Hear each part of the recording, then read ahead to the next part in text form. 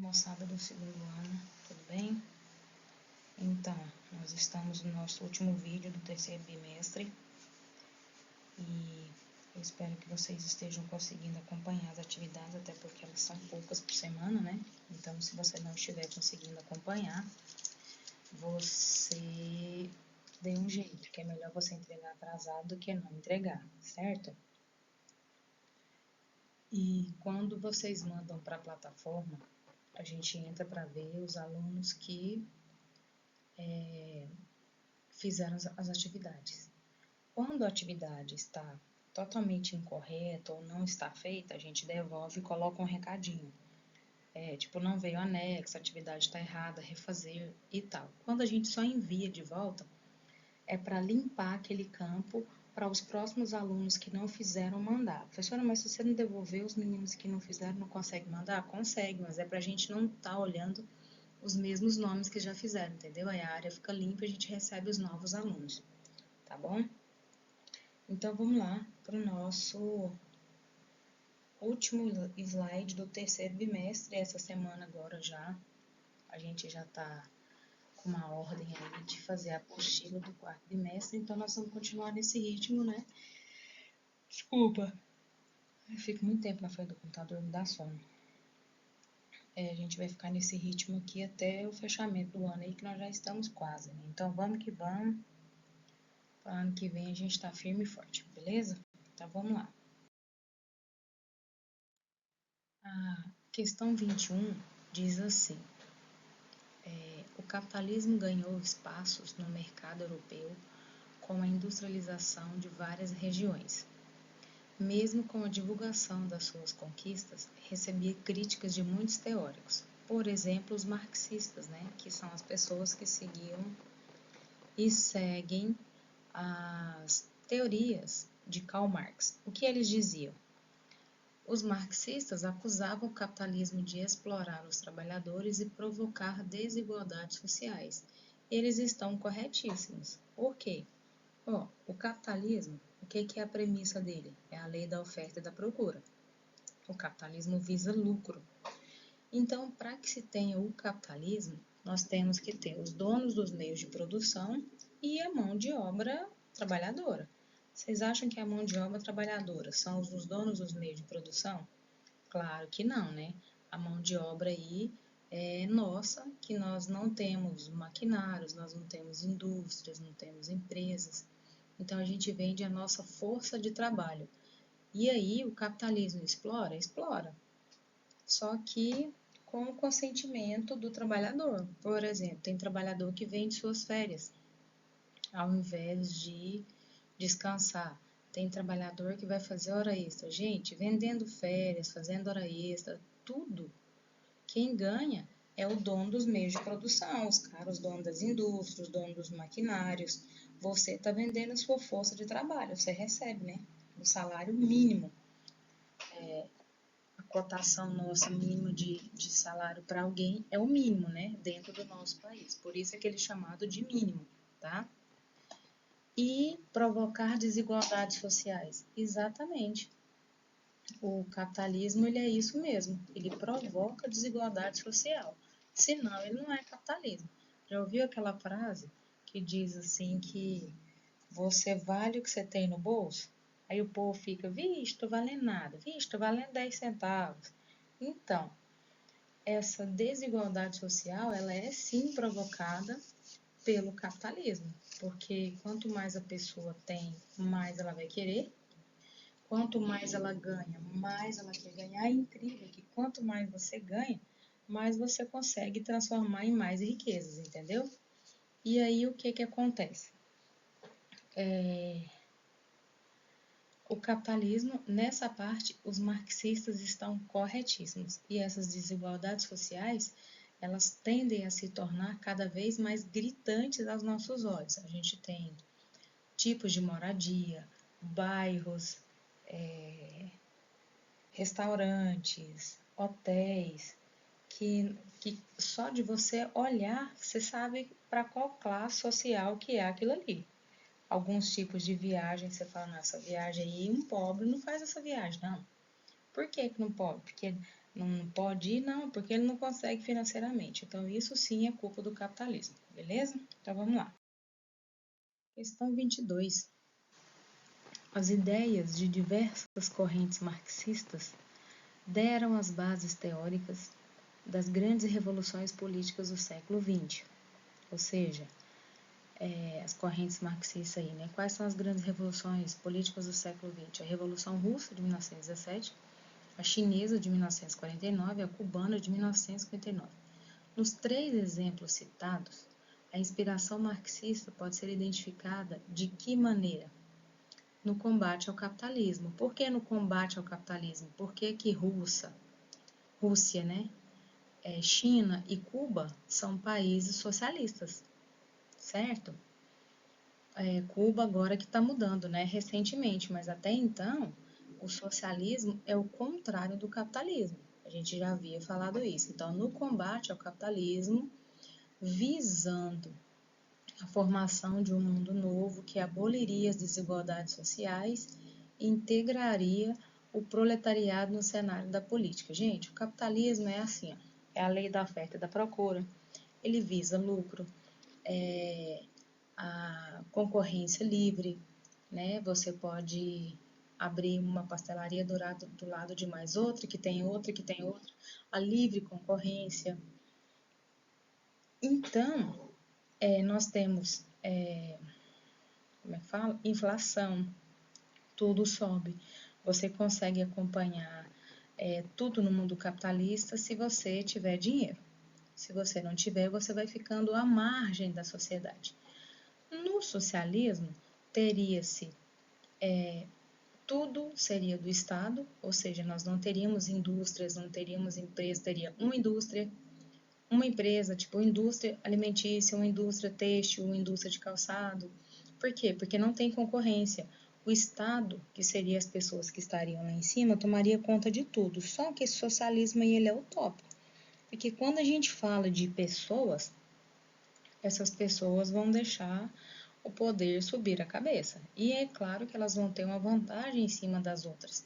E se tem vantagem em cima das outras, então deixa de ser o socialismo, que seria o bem-estar de todos, né? Se alguém aí já está tendo vantagem, está deixando de ser socialista. Então, o socialismo aí, então, ele era utópico, uma coisa linda, uma coisa perfeita. E a gente sabe que envolvendo o ser humano não tem, as relações humanas não tem como ser assim, certo? Questão 23. No decorrer do século XIX, desculpa, em meio às crises políticas e revoluções, os trabalhadores conquistaram um seguinte direito político. Qual seria esse direito? No decorrer do século XIX, né? O avanço progressivo dos regimes baseados no sufrágio universal. O que é isso, professora? Sufrágio universal, verão? Nunca ouvi falar. Sufrágio universal consiste no pleno direito do voto de todos os cidadãos adultos, independente de alfabetização, da classe, da renda, da etnia, do sexo, salvo exceções menores. Por que esse sufrágio universal? Porque antes, somente as pessoas alfabetizadas podiam votar, né, no início da República, mulheres não, quem não fosse alfabetizado não podia, quem fosse pobre não podia. Então, isso aqui é um direito de todos os cidadãos adultos, certo? Em sua forma original, usada no século XIX por reformistas políticos, sufrágio universal era entendido como apenas o sufrágio masculino. Por quê? Porque aí seria assim, como se fosse o sufrágio masculino, como se somente os homens pudessem votar. Mas aí esse direito aí do sufrágio universal foi que o pleno direito de todos os adultos votarem. E esse direito nós temos hoje, né? Graças a esse período aí, beleza? Então vamos lá. Uma pesquisa, nossa última aqui do bimestre, hein? Questão 24. Uma pesquisa publicada em março de 2011 informa que o sentimento religioso está diminuindo nos países ricos e que, em algumas décadas, o ateísmo, ou seja, uma pessoa ateu, ou ateia é aquela que não acredita de jeito nenhum em nenhum ser divino, nem no capeta, nem em Deus, nem em Buda, nem em ninguém. Pode se tornar majoritário nessas regiões. Que regiões? Nos países ricos. Independentemente de concordar ou não com as conclusões da pesquisa, filosoficamente, tal perspectiva pode ser relacionada a que pensamento? Karl Marx, Marx definiu a religião como o ópio do povo, considerando que as condições materiais, todo mundo já ouviu falar no ópio, que é uma substância que entorpece, que deixa você alucinado, que você sai de si, Considerando que as condições materiais interferem nas crenças, a expressão ópio do povo ou ópio social tem origem numa obra de Karl Marx intitulada Crítica da Filosofia do Direito de Hegel. E a passagem exata é a seguinte, do jeito que está lá no livro. Abre aspas. A miséria religiosa é, de um lado, a expressão da miséria real, e de outro, o protesto contra ela. A religião é o soluço da criatura oprimida, o coração de um mundo sem coração, o espírito de uma situação carente de espírito. É o ópio do povo, tradução aí de Eduardo Velhinho, ou seja, a religião ela entra ali para dar alento, acalmar o coração das pessoas que acham que não existe mais nada a fazer por elas, que elas são umas miseráveis. Então, a religião seria aquilo que traria refrigério à alma delas, ou seja, encontrar um ser superior. E aí eu não sei que religião que a pessoa vai seguir, o importante é que ela siga e ela acredite que tenha realmente um ser superior, que olha por ela, que se na terra que tudo tiver ruim, existe algo, Existe um ser que vai salvá-las, Seria um refrigério à nossa alma, à nossa dor, com a perca de alguém, com a perca de todos, com a vida miserável. Tem gente que, como é que fala? É muito otimista, esperançoso. E aí, essas pessoas encontram na religião. Por exemplo, nessa pandemia agora, foi muito falado isso, Tanto é que, para quem está assistindo o jornal, eu espero que todos estejam, foi falado da importância dos templos religiosos estarem abertos. Por que a importância?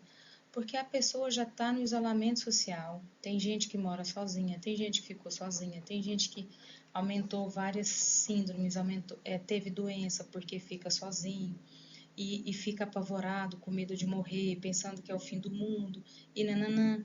A importância, e isso é um estudo já é comprovado, a importância da religiosidade na vida das pessoas. Então, quando ele fala aqui desse ópio do povo, seria como se fosse uma gota de refrigério, uma gota de paz, uma gota de esperança, de otimismo, de que dias melhores vão acontecer. Ah, professor, mas esse negócio aí não existe não, porque quem perdeu gente agora nessa pandemia não quer saber. Não, quer saber sim. De um jeito ou de outro ela vai procurar Deus porque precisa, ou vai procurar, sei lá, eu conheço, eu tenho alunos que são seguidores de Satã, então eles acham, como é um ser superior a eles, para quem é cristão, sabe que esse ser superior seria do lado negativo, mas para quem segue ele seria do ponto positivo, assim como Deus é para quem é cristão, certo? Então a importância, nem que seja, na verdade as pessoas elas têm que se sentir dentro daquele templo, então a importância de estar aberto os templos, mesmo que não tenha missa, porque não pode ter aglomeração, mesmo que não tenha culto, mas esteja aberto, porque a pessoa vai lá, ela vai, faz suas preces, faz sua oração, acalma seu coração, que seria então esse ópio, Então, o que ele continua dizendo aqui, deste modo, como se pode verificar, a referida expressão quererá significar de forma necessariamente simplista e até algo descontextualizada na sua origem, que a religião funcionará como uma espécie de alívio ilusório no que diz respeito ao sofrimento dos pobres. Professora, rico então não tem que procurar nada de religião, porque rico não sofre. Não, é porque quando falo de pobres, é porque é a maior parte em todos os países, né? São pessoas pobres, remetendo-se, como facilmente se perceberá, para os efeitos conhecidos do ópio. Um forte poder hipnótico e euforizante que alivia as dores e os sofrimentos. Por que ele fala aqui que é uma espécie de alívio ilusório? Porque quando você está falando com Deus, aquele alívio ali vem na hora, mas depois se você se enclausura em casa e fica só pensando naquilo que aconteceu, é claro que você volta a ficar com aquela dor de novo, você volta a ficar ruim. Então, a religiosidade aí, ela é expressa da seguinte maneira: enquanto você está em contato, né, você consegue o refrigério, o seu acalmo. Beleza, queridos? Então, até o quarto bimestre.